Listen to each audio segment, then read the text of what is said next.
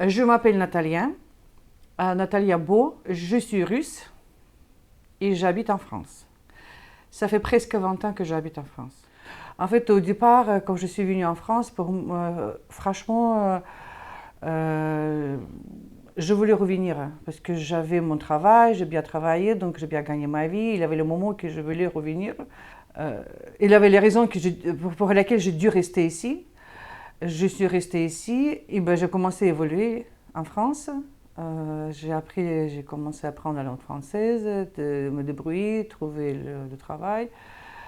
Et aujourd'hui, j'ai un enfant qui est né en France, qui grandit en France. Quelle a été votre réaction en apprenant le début de la guerre en Ukraine? Je suis russe. Et vous savez qu'il y avait la Deuxième Guerre mondiale et c'était touché, chaque famille russe s'était touchée. Pour moi, la guerre, je suis grandie dans le moment qu'on a parlé de la guerre. Mon grand-père était à la guerre. Donc pour moi, c'était choc. Moi, je suis contre la guerre.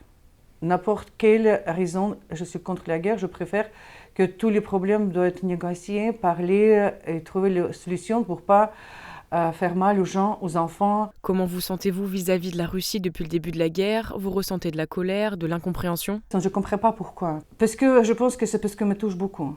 Parce que j'aime bien l'Ukraine, j'aime bien l'Ukrainien, j'ai beaucoup d'amis ukrainiens. Comme je dis, je suis grandie dans la culture ukrainienne. Ma mère, elle chantait beaucoup des chansons ukrainiennes. Et ça, pour moi, vraiment, j'aime bien les Ukrainiens. J'aime bien leur langue, j'aime bien leur culture. Et je voudrais bien que la Russie garde amitié avec ce pays. Et ce qui se passe aujourd'hui à l'Ukraine, ça me touche beaucoup. Est-ce que vous avez encore la famille en Russie? C'est pas la famille proche. L'année dernière, j'ai perdu ma sœur et donc c'est resté juste la famille de ma sœur. C'est pas trop proche. Êtes-vous en contact avec eux? Oui, Comment ça se passe là-bas pour eux? ben, je parle pas avec eux de ce sujet. Je parle pas avec eux de ce sujet.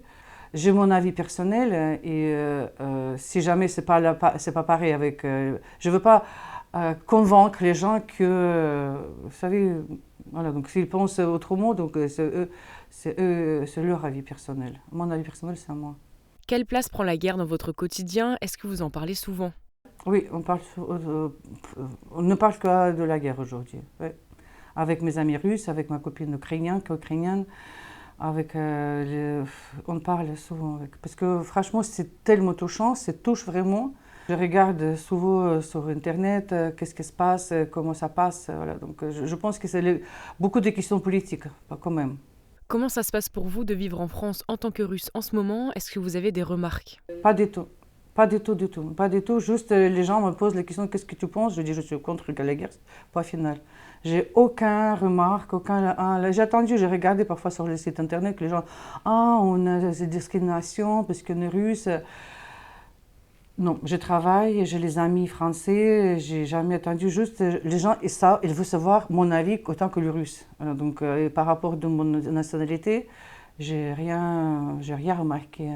Quel regard portez-vous sur le futur de cette guerre? Ouais, en fait, moi, je voudrais bien qu'elle termine le plus vite possible parce qu'il y a beaucoup de victimes. Je voudrais bien qu'elle termine le plus vite possible. Et je ne sais pas même pas. D'habitude, j'essaie de faire l'analyse, mais là, aujourd'hui, je ne sais pas même pas comment ça termine. Franchement, je ne sais pas. Mais je voudrais bien qu'elle se termine le plus vite possible.